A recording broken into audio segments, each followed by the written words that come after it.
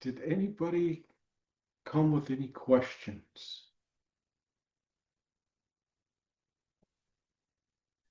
No, because I forgot it was supposed to be Spirit Teaching Day. Well, I sort of had a question. Sort of. All right. Maybe we can sort of find an answer. Right, but I had this thought the other day. And it's probably just a really simple answer, but, I had this thought that if you,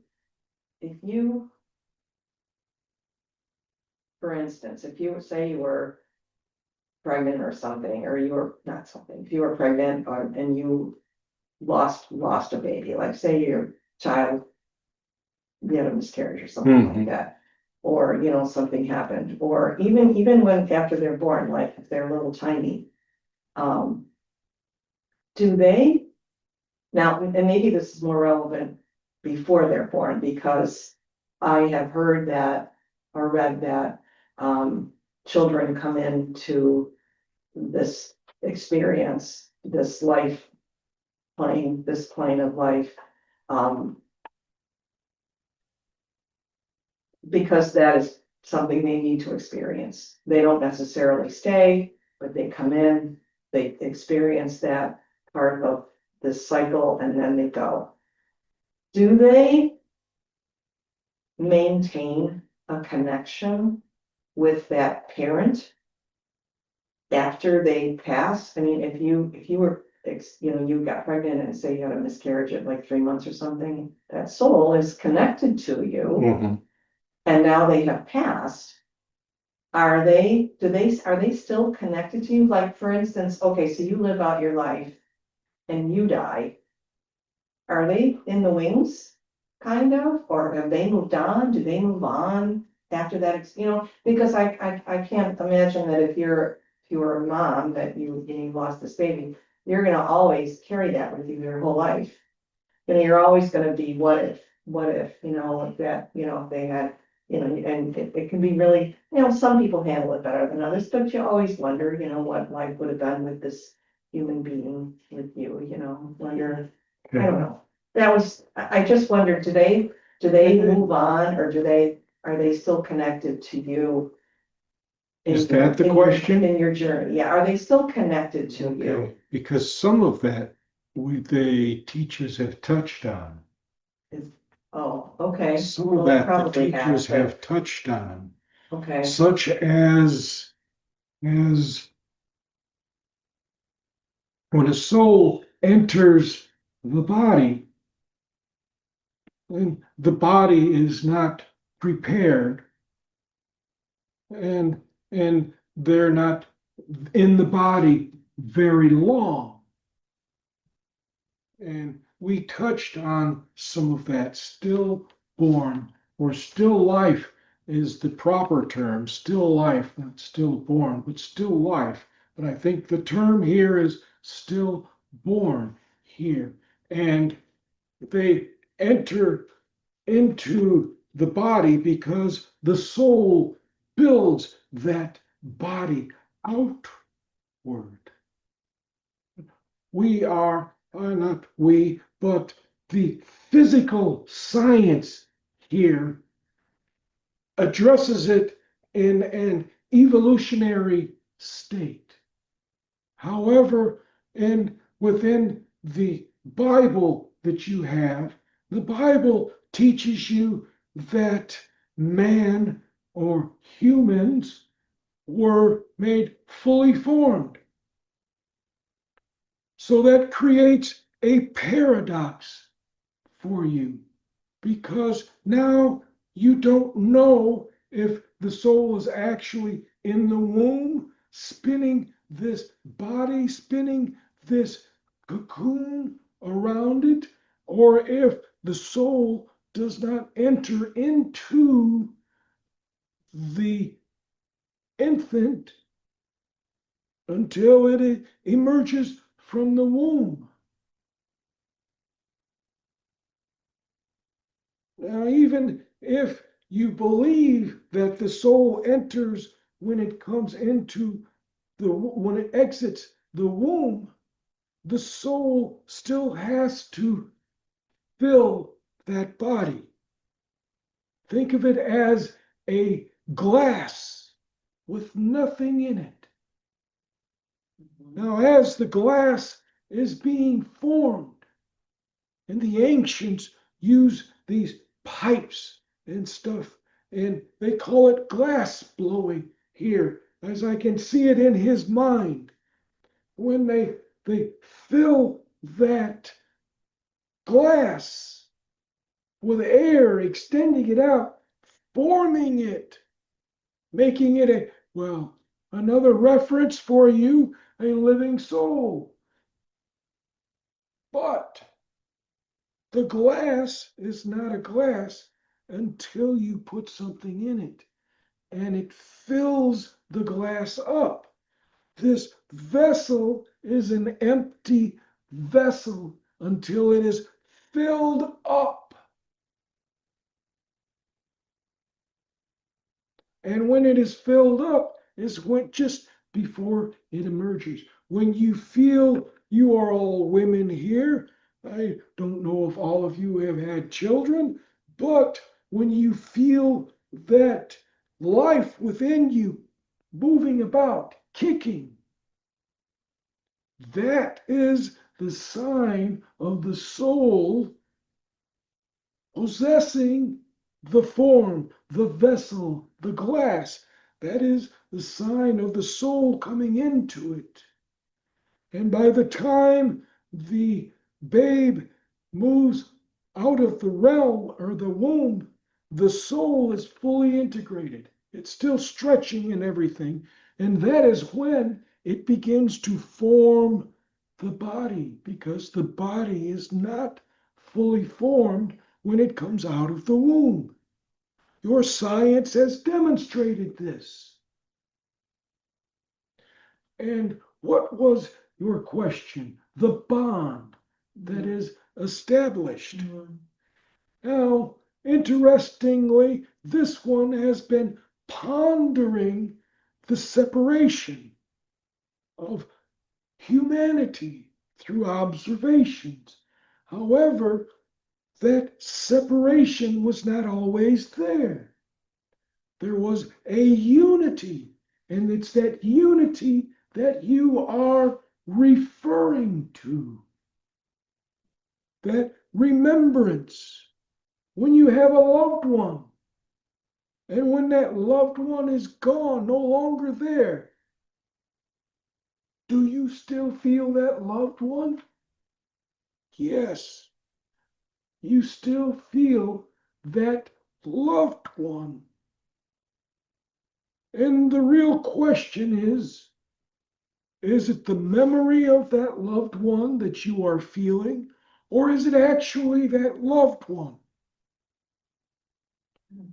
Now, if I were to explain that, you may become disappointed or disillusioned.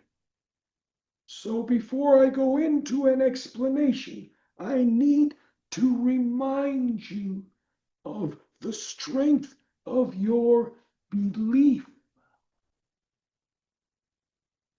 Do you understand what I am proposing here? Yes. You think so? Then tell me what I am proposing. Oh boy. I'm not sure. Okay, well, maybe I'm not so sure then. Okay. Belief might be different from that an individual's belief is individual. You It does said not apply in this instance.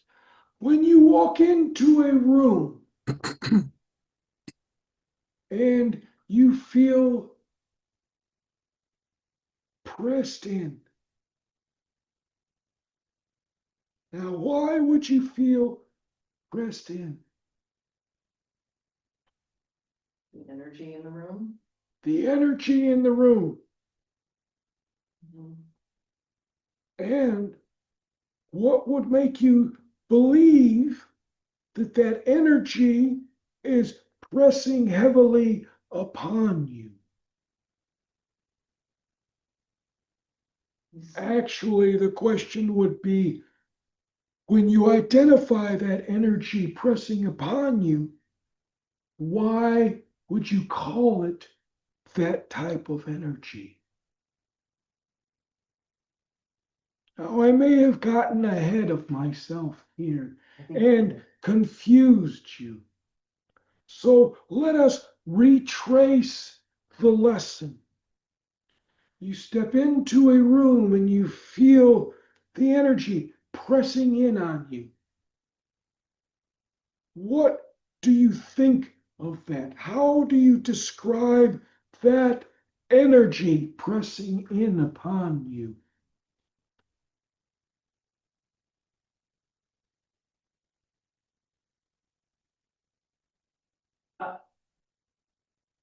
weighty. I can't breathe.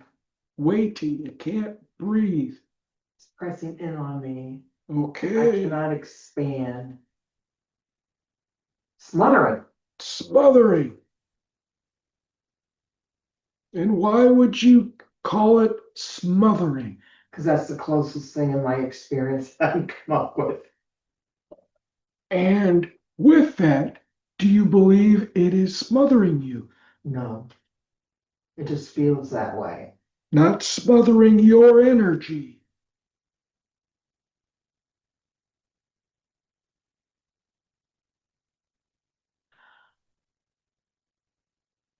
I really haven't walked into a room and felt smothered. I have walked into a room and felt people, an energy with evil intent. Okay, evil intent. We can work with that. So you call the energy evil intentions. Why? Because I sense that this this energy was an abuser of children. Okay, sense or believe. I sensed it and then I believed it. Because you made a connection, Yes, and that connection brought forth the belief. correct. Okay, now do you understand? So when you sense the presence of the loved one that is no longer there, do you understand that what you are experiencing is the belief that that person is with you? Does that make sense for you? Mhm. Now, I'm not here to dissuade your thinking of anything, merely to offer an explanation that you may be able to grasp. Now, I have been here several times, correct? Yes. You recognize me. Yeah. How do you recognize me? Your voice, the way you speak, Voice. Mhm. the words you use, Mannerisms. man, right? And there's nothing else of me that you sense. You do not sense my presence, do you?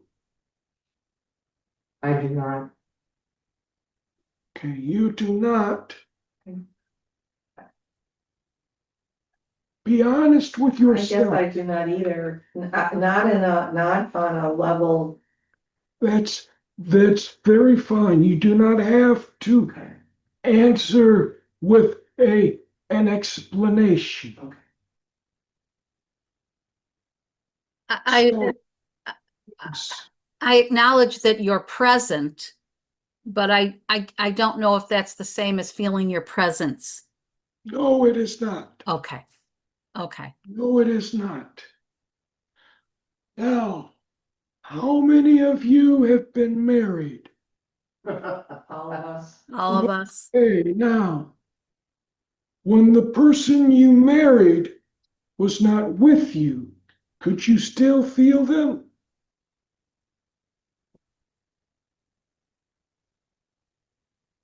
Sense them. I did once or twice. It's been so long now, and I have no desire to sense them. I would say yes, occasionally, yes. Now, I believe the term is divorced, separated, something of that nature, Yes. where Yeah. the two of you are no longer together. Do you Right. still sense their presence? Nope, don't want to. I do, You do, okay. yes. But we have we have a friendship, so we still have a communication and we talk now frequently, so maybe that's why. Okay.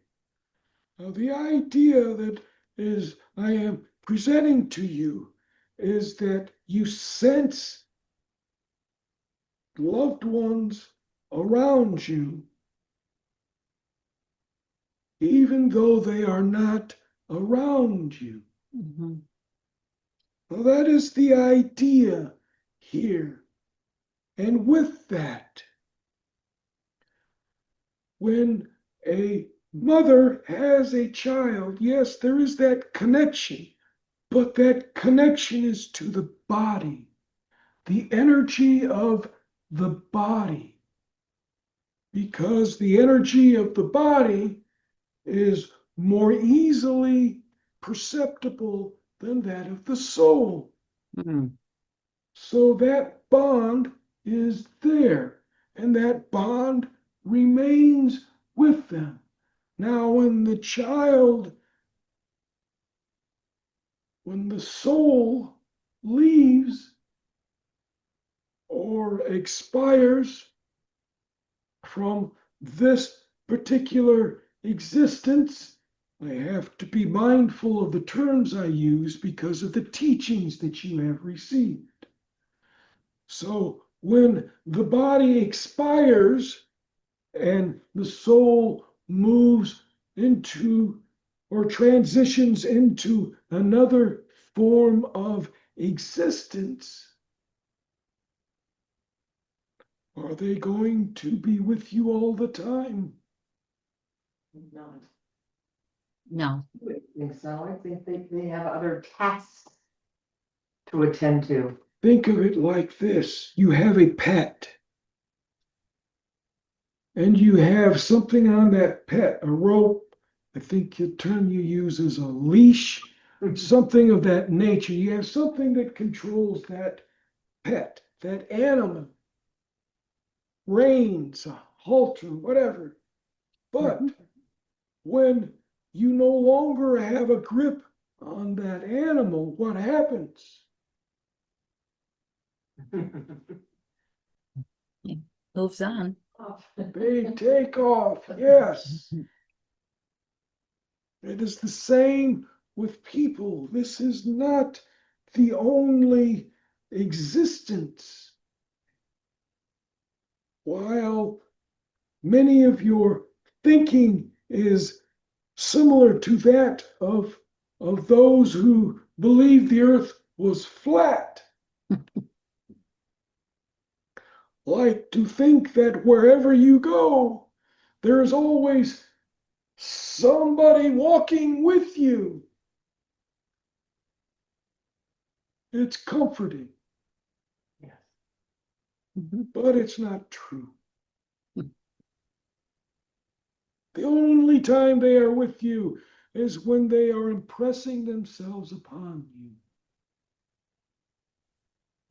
Other than that, they have their life to live, just as you have your life to live here. And while you are here, you cannot be in another realm.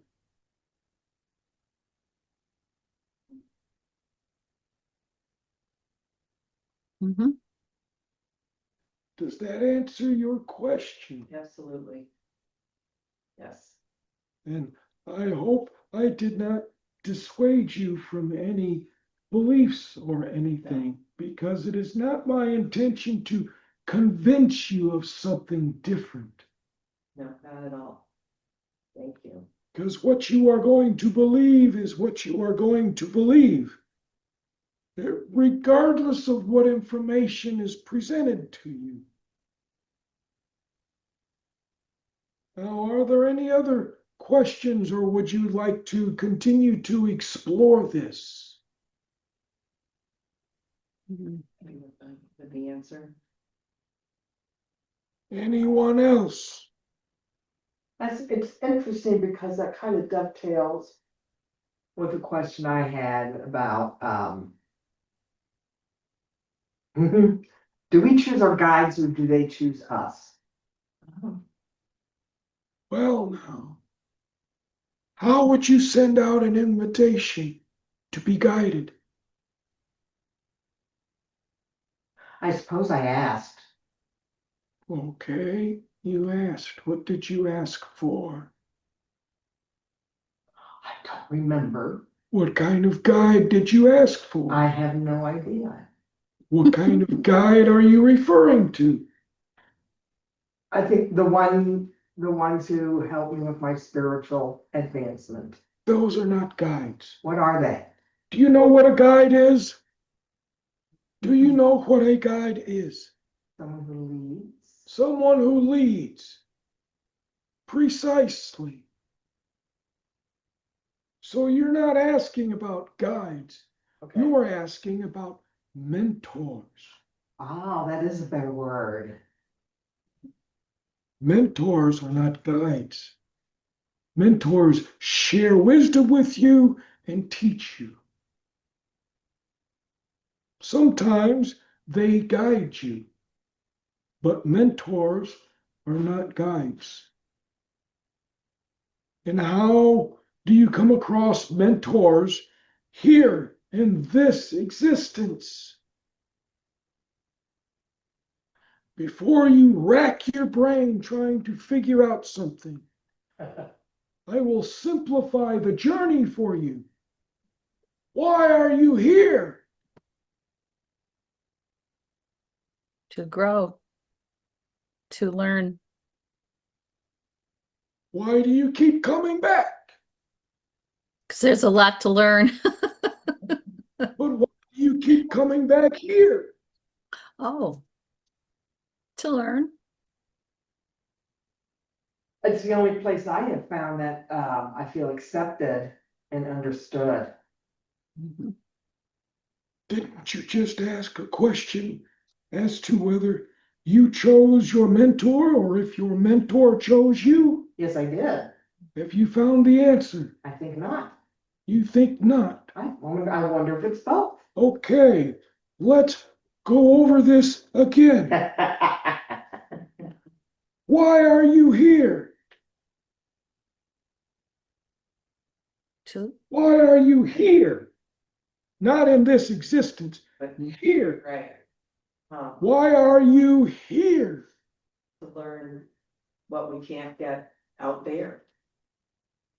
Why do you keep coming back? We haven't learned it yet. Because yeah, it's a journey. What does a mentor do? Teaches, helps you along the road. Encourages. Mhm. Have you found your answer yet? Oh, okay. Do you choose the mentor or does the mentor Well- choose you? Well, if this Wait, is our, now it's me. I choose. I ask the question and Mhm. comes. so, and this is our mentor. So you are our mentor. Yes. So is this one. Yes, he is. Right. He's very good. Does that answer your question? Yes. Thank you. Mhm. Yeah. Are there any other questions that you might have?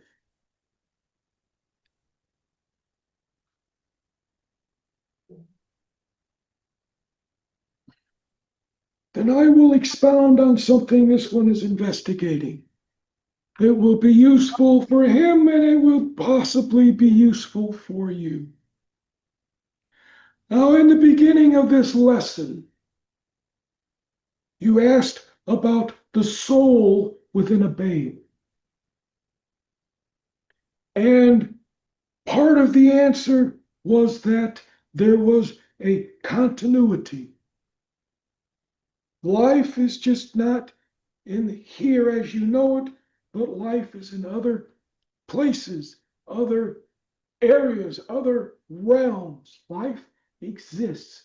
Life permeates all.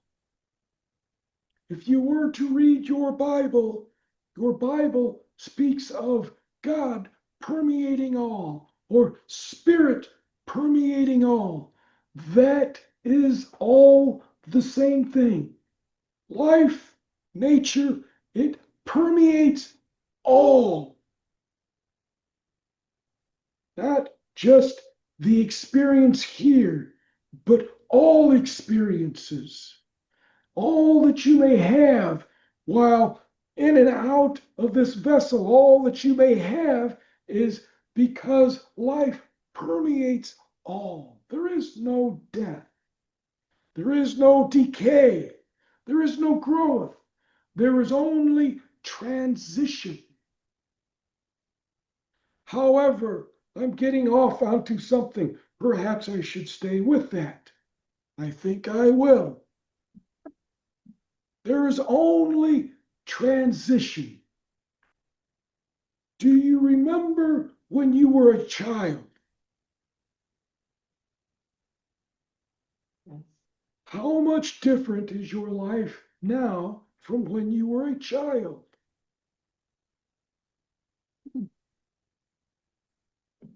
Very good. Very different. It's quite different. Mhm. What are the similarities? You're still you. You're still you. What else?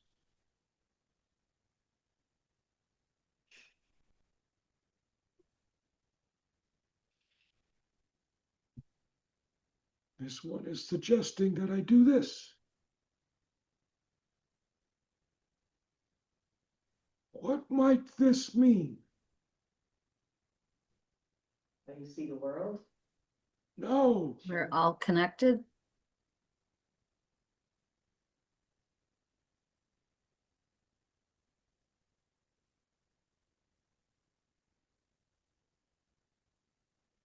Now, I have this open container. If I should tilt it, what might happen? Let's Liquid or still, Good would pour out. It would flow out from this container. Yes. yes. Now, what is similar with you being a child and your life now? Oh, I'm still filling it up. I'm still filling this vessel up. You're getting closer. Well, that's a relief. I'm glad to hear that. Thank you. But also, hopefully, you see the light, you see the world in a child's eyes. You look out on the world, you see your life, and hopefully you can carry some of that vision into your older life as well. What you put out into the world. Is there a stream or a river close by? Oh, yes. Do any of you go down and watch the water? What does the water do? It flows. Finally. I understand. So, life flows. What is similar between when you were a child and now? Your life flows. No matter what happens to you, your life will flow. You will always be moving in one direction. Always. And when you feel as though you are no longer flowing in a direction, you have been caught in an eddy. And an eddy is these pockets of water where the water just kind of flows out of the current. It's no longer in flow. It's just hanging there. When you feel as though you're not moving, that's where you are at. You are hanging in one of those eddies. And that tells you that you need to get closer to the flow again. You will always move forward. Growth is flow. Transition or decay is flow. What is birth? Flow. It's a transition from one to the other. What is death? Oh, Wow. Flow. Transition from one to the other. It would have been much more dramatic if you could say death was birth spelled backwards.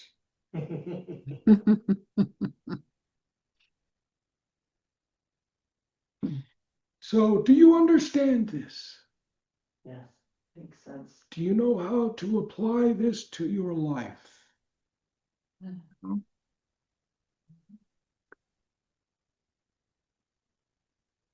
I would like some clarification on that. And what area do you require clarification? The question you just said about how to apply it to your life, the flow. How to apply it to your life? Mm-hmm. That's not clarification, that's explanation. To apply this to your life, if you are in the flow, no matter what you do, it's always going to find you. Life will find you. Life is a continuous flow. The challenges that you encounter are nothing more than branches and rocks and dams interfering with the flow of water.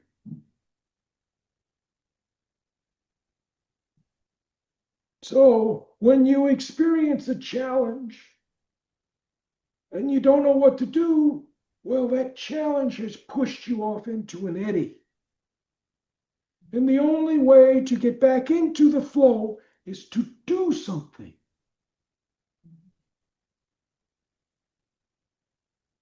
And remember, resistance tries to hold the flow back. And resistance never succeeds. Do you know why?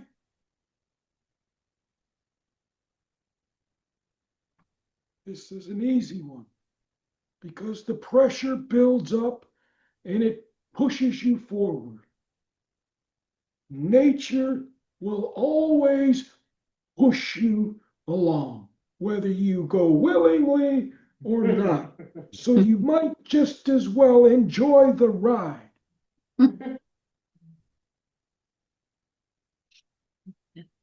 Does that help you apply this lesson to your life? Yes. Good. Are there any other questions?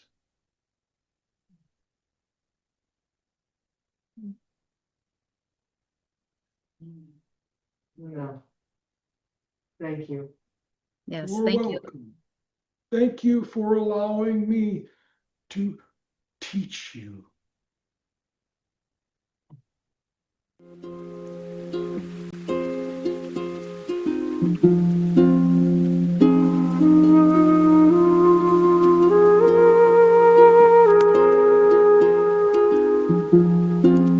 For you, my child, there's this bantering that has been going on since you rested in meditation. It is not really